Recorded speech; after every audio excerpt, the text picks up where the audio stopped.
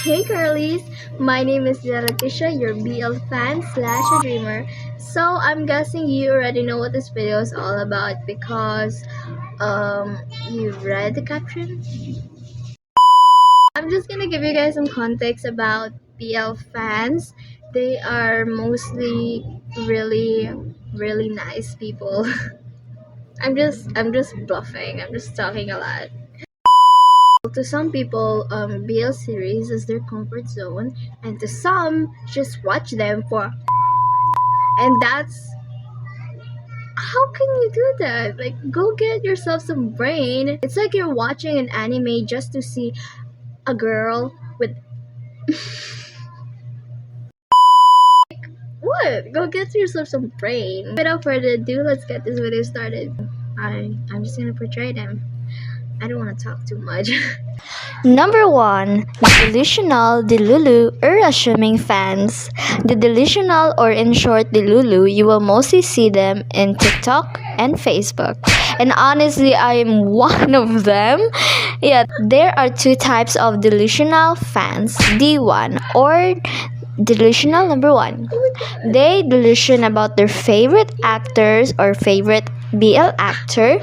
For example, I am married with Sita. Wait, why did I create the script? So basically, some of them are cringe, but that's okay as long as they know the limits, right? Their limits. D2 or delusional number 2. They delusion about their favorite ship. TikTok helps them to become more delusional. For example, edits, update, and TikTok videos of the exact idols. And I am a member of D2. Yeah. Fun fact about them, they are really friendly like me, and they haven't moved on from previous ships. Yeah, sorry about that, but we haven't moved on from previous ships. It's just too good to be true, okay? Number 2, the problematic fans. I don't even know why are they called fans when they are really problematic. They're like a hater, but just replace it with a fans. If there is a delusional fans, there is also a problematic one. There is always a fan that is problematic. We can't help the fact that there is them. They are mostly active on Twitter, sometimes on TikTok. And fun fact, they like issues. Number 3, the famous fans. Of course, there's always a BL fan who got millions of views or lots of followers, and I'm pretty happy for them. I'm honestly pretty happy for them. They deserve it, especially P. Yuri Polka. You deserve it, kuya. My kappa Polka fan. Follow him on TikTok, IG, Twitter, Yuri the Polka. Number 4, multi-fandom. Like fan siya ng Thailand series, fan din siya ng K-pop at K-drama, then many more nations. Like, how do you do it? You're like, how do you keep it up, diba?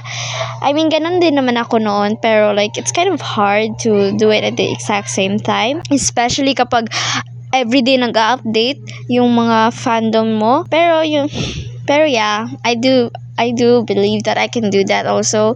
But medyo hindi na ngayon kasi like school stuff na. Yeah. Actually, meron din akong mga pruweba na isa talaga akong multi-fandom. Number 5, the stalkers or the sesang. Sesang. Is this right? Oh my gosh, please stop.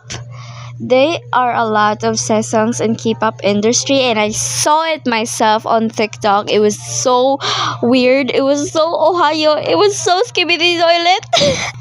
Sorry, it's just Gen X thing, okay? Gen Alpha thing. Yeah, where am I?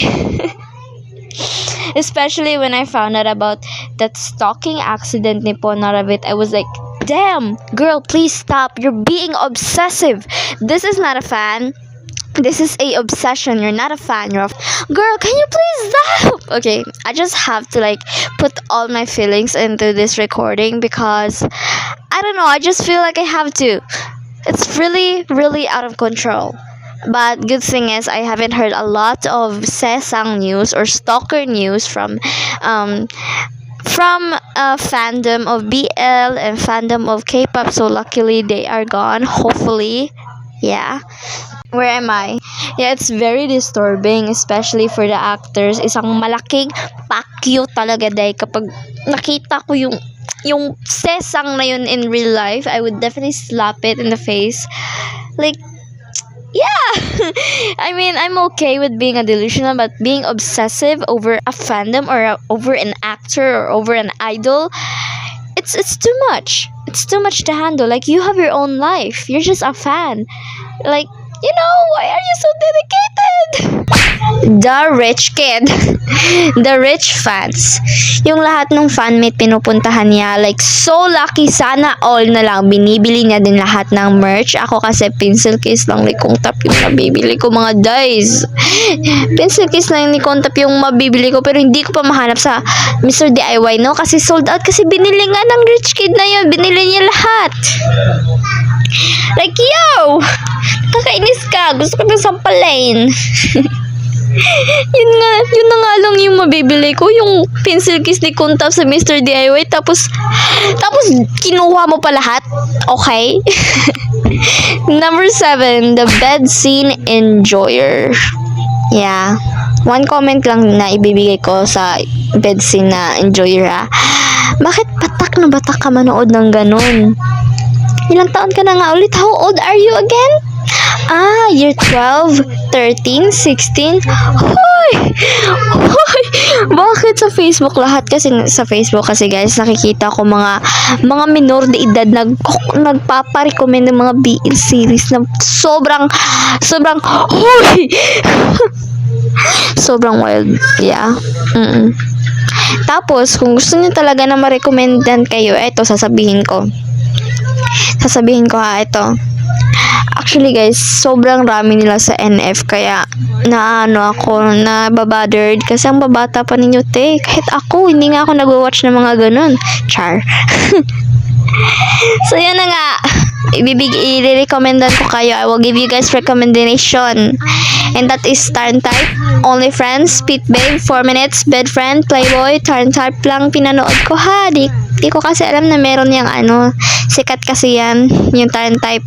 Tapos yung Bed Friend, medyo na ko na siya, na featured ko na rin siya sa sa vlog ko. Tapos yung 4 Minutes, bago lang kakalabas nun. Tapos alam mo yung Bible yung pangalan ng actor, pero grabe yung movie niya. Tapos yung Only Friends, nandyan yung mga favorite actors ko, kaya hindi ko mapanood-nood kasi alam mo na kung bakit, and I don't like seeing, so yung Turn Type, masakit yan, te. Like, napapaisip talaga ako na, ganito na pala yung kapag relationship. Kung kapag susubok ka talaga ng isang relationship, ganito talaga mangyayari sa buhay mo. Like that, So, huwag kang sumubok ng relationship. Especially kapag magulo. Number 8, the editor. Yes, kudos to the editor out there in TikTok. Wala ba kayong school? Kasi, sana all.